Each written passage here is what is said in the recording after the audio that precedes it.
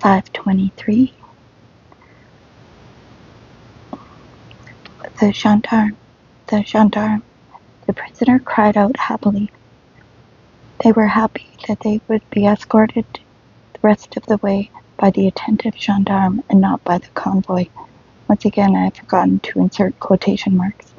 That was Korolenko who was telling us this. It is true, were not happy to see the blue caps, but anyone who ever got caught in what prisoners christened the pendulum would have been glad to see even them. An ordinary passenger might have a difficult time boarding a train at a small way station, but not getting off. Toss your things out and jump up. This was not the case with the prisoner, however. If the local prison guard or police didn't come for him or was late by even 2 minutes, the whistle would blow and the train would get underway, and they would take the poor sinner of a prisoner all the way to the next transit point. And it was all right if it was actually a transit point that they took you to, because they would begin to feed you again there. But sometimes it was all the way to the end of the Stolypin's route, and then they would take you for 18 hours in an empty car and take you back with a whole new group of prisoners. And then once again, maybe they wouldn't come for you. And once again, you'd be in a blind alley. And once again, you'd wait there. And during all that time, they wouldn't feed you. Your rations, after all, were issued only until your first stop. And the accounting office isn't to blame that the prison messed things up. For you are, after all, listed in Toulon. And the convoy isn't responsible for feeding you out of its own rations. So they swing you back and forth 6 times. It has actually happened. Irkutsk to Krasnoyarsk, Krasnoyarsk to Irkutsk, Irkutsk to Krasnoyarsk, etc., etc., etc. And when you do see a blue visor on the Toulon platform, you are ready to throw your arms around him. Thank you, beloved, for saving me. You get so worn down, so choked, so shattered in a Stolypin, even in 2 days' time, that before you get to a big city, you yourself don't know whether you'd rather keep going in torment just to get there sooner, or whether you'd rather be put in a transit prison to recover a little. But the convoy guards begin to hustle and bustle. They come out with their overcoats on and knock their gun stocks on the floor. That means they are going to unload the whole car. The first convoy forms up in a circle at the car steps, and the guards shout at you deafeningly in unison from all sides, as they have been taught. Sit down, sit down, sit down. This is very effective, with several voices are shouting it all at once. They don't let you raise your eyes. It's like being under shell fire, and involuntarily you squirm. Hurry. And where is there for you to hurry to? Crouch close to the ground and sit down, having caught up with those who disembarked earlier. Sit down is a very clear command. But if you are a new prisoner and don't yet understand it,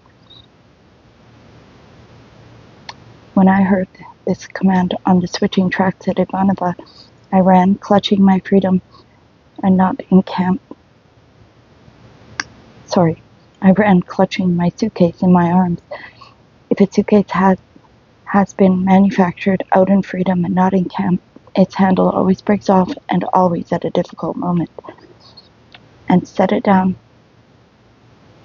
on end on the ground, and without looking around to see how the first prisoners were sitting, sat down on the suitcase. After all, to sit down right on the ties, on the dark oily sand, in my officer's coat, which was not yet so very dirty, and which still had uncut flaps, the chief of the convoy, a ruddy mug, a good Russian face, broke into a run, and I had managed to grasp what he wanted, and why I hadn't managed to grasp what he wanted and why, until I saw that he meant clearly to plant his sacred boot in my cursed back, but something restrained him. However, he didn't spare his polished toe and kicked the suitcase and smashed in the top. Sit down, he gritted by way of explanation. Only at that point did it dawn on me that I towered over the surrounding sex, and without even having the chance to ask how am I supposed to sit down, I already understood how, and sat down in my precious coat, like everyone else, just as dogs sit at gates and cats at doors. I still have that suitcase, and even now when I chance to come upon it, I run my fingers around the hole torn in it. It is a wound which cannot heal as wounds heal on bodies or on hearts. Things have longer memories than people.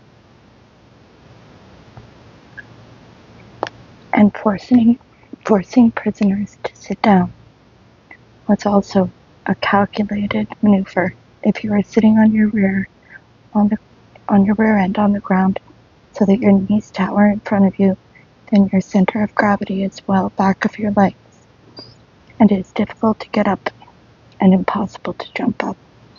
And more than that, they would make us sit as tightly massed together as possible so that we'd be in each other's way. And if all of us wanted to attack the convoy together, they would have mowed us down before we got moving. They had us sitting there to wait for the Black Maria. It transports prisoners in batches. You couldn't get them all in at once, or else to be herded off on foot. They would try to sit us down someplace hidden so that fewer free people would see us, but at times they didn't make the prisoners sit right away. Sit right there awkwardly on the platform. They did make them sit awkwardly on the platform or in an open square. That is how it was in Khrushchev. And it is a difficult experience for the free people. We stare at them quite freely and openly with a totally sincere gaze. But how are they supposed to look at us with hatred? Their consciences don't permit it. After all, only the Yermolovs believe that people were imprisoned for cause. With sympathy, with pity, be careful. Someone will take down your name and they'll set you up for a prison term too. It's that simple. And our proud free citizens, as in Mayakovsky, read it, envy me, I am a citizen, unquote, drop their guilty heads and try not to see us at all, as if the place were empty. The old women are bolder than the rest. You couldn't turn them bad. They believe in God, and they would break off a piece of bread from their meager loaf and throw it to us. And old camp hands, non-political offenders, and of course, weren't afraid either. All camp veterans knew the saying, whoever hasn't been there yet will get there, and whoever was there won't forget it. And look, they'd toss over a pack of cigarettes, hoping that someone might do the same for them during their next term. And the old woman's bread wouldn't quite carry far enough, but with her weak arm, and would fall short, whereas the pack of cigarettes would arch through the air right into our midst, and the convoy guards would immediately work their bolts on their rifles, pointing them at the old woman at kindness, at the bread. Come on, old woman, run along. And the holy bread, broken in two, was left to lie in the dust while we were driven off. In general, those minutes of sitting on the ground there at the station were among our very best. I remember that in Omsk, we were made to sit down on the railroad ties between two long freight trains. No one from outside entered this alleyway. In all probability, they had stationed a soldier at either end. You can't go in there. And even in freedom, our people are taught to take orders from anyone in a uniform. It began to grow dark. It was August. The oily station gravel hadn't yet completely cooled off from the sun and warmed us where we sat. We couldn't see the station, but it was very close by, somewhere behind the trains. A phonograph blared dance music, and the crowd buzzed in unison. And for some reason, it didn't seem humiliating to sit on the ground in a crowded, dirty mass in some kind of a pen. And it wasn't mockery to hear the dances of young strangers, dances we would never dance, to picture someone on the station platform meeting someone or seeing someone off, maybe even with flowers. It was 20 minutes of near freedom. The twilight deepened, the first stars began to shine. They were red and green, lights along the tracks, and the music kept playing. Life was going on without us, and we didn't even mind anymore.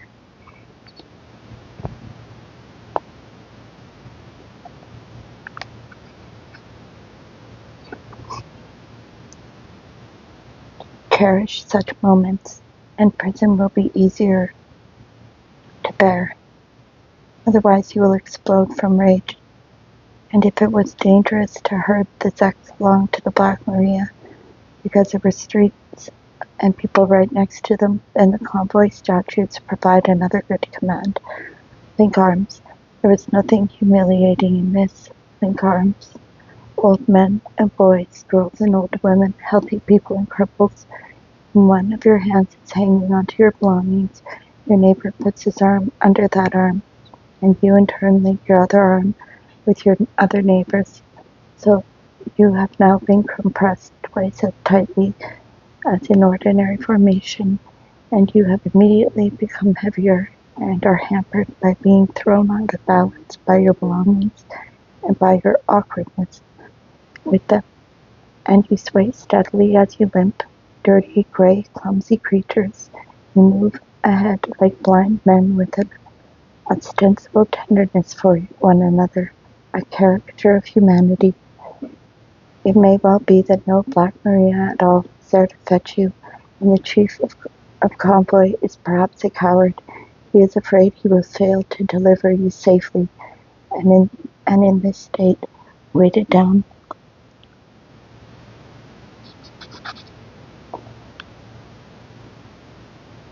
jouncing as you go, knocking into things, you trudge all the way through the city to the prison itself. There is one more command, which is a caricature of geese.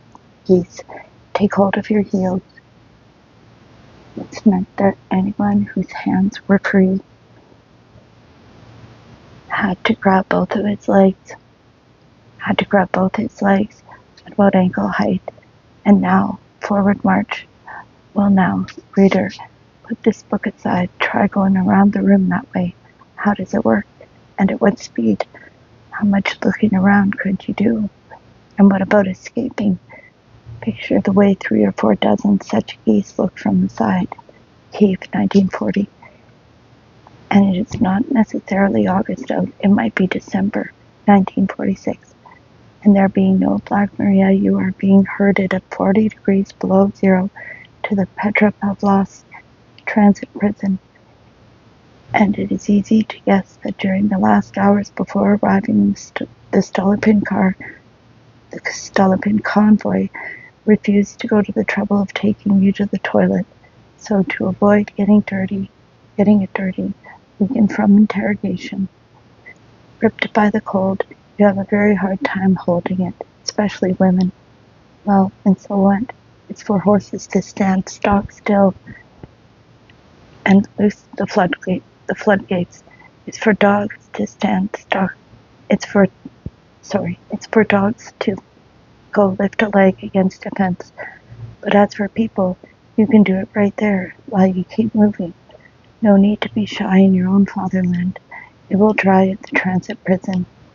Vera Kornaeva stooped down to adjust her shoe and fell one step behind, and the convoy immediately set the police dog on her, and the dog bit her in the buttocks, although through all her winter clothing. Don't fall behind.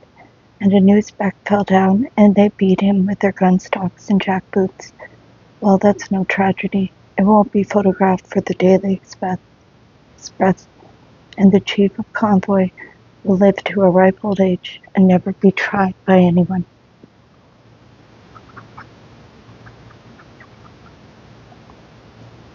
And the Black Marias, too, came down to us from history. In what respect does the prison carriage described by Balzac differ from a Black Maria?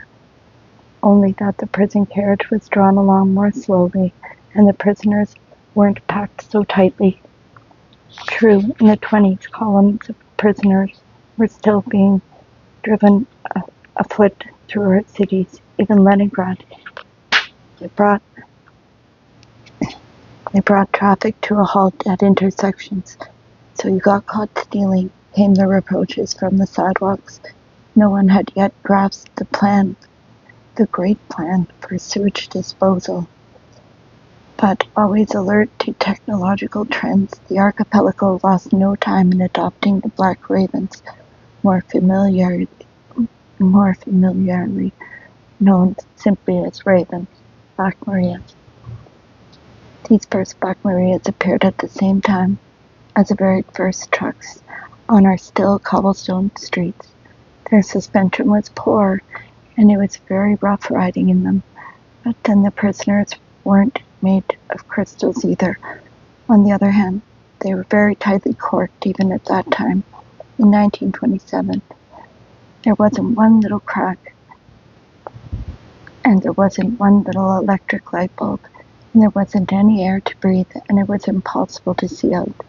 And even in those days, they stood so tightly packed inside that there wasn't any room left at all. And it wasn't that all this was intentionally planned, there simply weren't enough wheels to go around. For many years, Black Marias were steel gray and had, so to speak, prison written all over them. But in the biggest cities after the war, they had second thoughts and decided to paint them bright colors and to write on the outside, bread. The prisoners were the bread of construction, or meat. It would have been more accurate to write bones, or even simply drink Soviet champagne. Inside, the Black Marias might consist of a simple armored body or shell, an empty enclosure, or perhaps there were benches against the walls all the way around. There was in no sense of convenience, but the reverse. This was, they would push in just as many prisoners as could be inserted standing up, but in this case they would be piled on top of each other like baggage, one bale on another. The Black Maria might also have a tiny box in the rear, a narrow steel closet for one prisoner, or it might be boxed throughout, with single closets that locked like cells along the right hand and left hand walls, with a corridor in the middle for the turnkey. One was hardly likely to imagine that interior like a honeycomb when looking at that laughing maiden on the outside drink Soviet champagne. We drive you into the Black Marias to the tune of the same shouts coming from the convoy from all sides at once. Come on, come in there, come on there, get a move on, quick. And so that you shouldn't have time to look around and figure out how to escape, you are shoved and pushed so that you and your bag get stuck in a narrow little door, and you knock your head against the lintel. The steel rear door slams shut with a bang, and off you go. It was rare, of course, to spend hours in a Black Maria. 20 to 30 minutes were more likely, but you got flung around. It was like a bone breaker. It crushed all your insides during those half hours. Your head stooped if you were tall, and you remembered the cozy stolopin with longing. And the Black Maria means one further thing.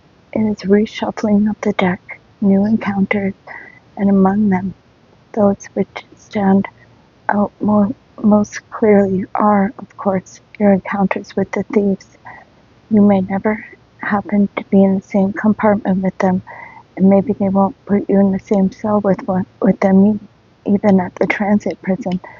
But here in the Black Maria, you are in their hands. Sometimes it is so crowded that even the thieves, the Urki, find it awkward to flinch. Your legs and your arms are so clamped between your neighbors' bodies and bags as tightly as they were in stocks. Only when all of you are tossed up and down and all your insides are shaken up by ruts and bumps can you change the position of your legs and arms. Sometimes in less crowded circumstances, the thieves can check out the contents of all the bags in just half an hour and appropriate all the bacilli, the fats and goodies, and best of the trash, the clothing. Cowardly, insensible considerations most likely restrain you from putting up a fight against them, and crumb by crumb you are beginning to lose your immortal soul, still supposing that the main enemies and the main issue lie somewhere ahead of you, that you must save yourself from them.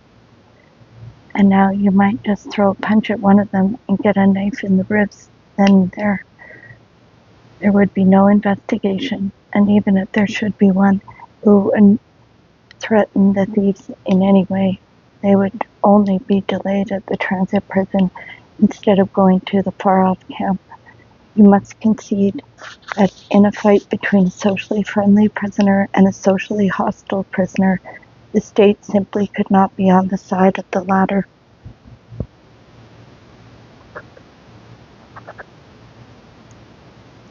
In 1946, retired Colonel Lunin, a high-ranking official in OSIVACIM, the Society for Assistance to Defense and Aviation Chemical Construction of the USSR. Oh, man, his name's... He recounted in the Butirki cell how the thieves in Moscow Black Maria on March 8th, International Women's Day, during their transit from the city court to Taganka prison, gang raped a young bride in his presence, and amid the silent passivity of everyone else in the van.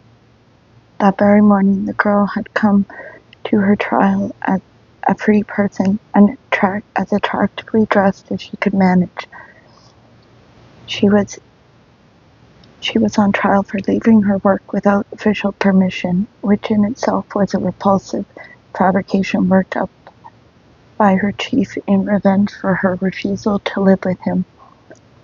A half hour before the Black Maria, the girl had been sentenced to 5 years under the decree and had been shoved into this Black Maria, and right there in broad daylight, somewhere on the park ring, drank Soviet champagne and had been turned into a camp prostitute.